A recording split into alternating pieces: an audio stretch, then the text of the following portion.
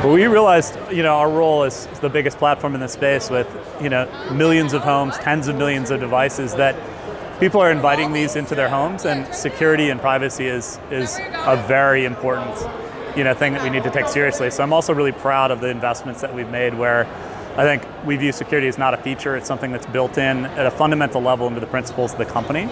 And we've been able to make investments that I think can bring a lot of confidence, not just to consumers, but our ecosystem. So enterprise security at the architectural level, whether it's the cloud, the hub, the devices. We've invested in our Works With program, where security testing is a part of that certification program, where devices are tested against sort of cutting edge security hack methodologies and other things.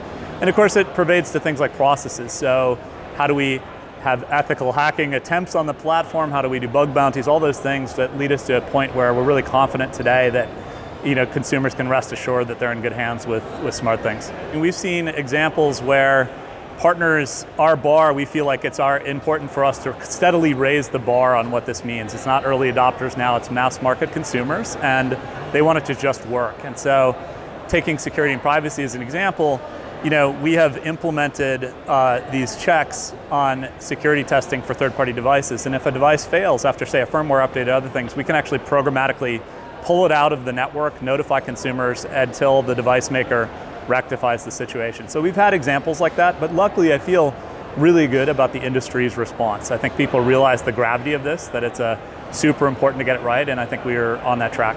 The ways we've ensured security, it starts at really basic levels. I mean, so an example is a year ago there was a lot of press around the botnet attacks, right, and so on.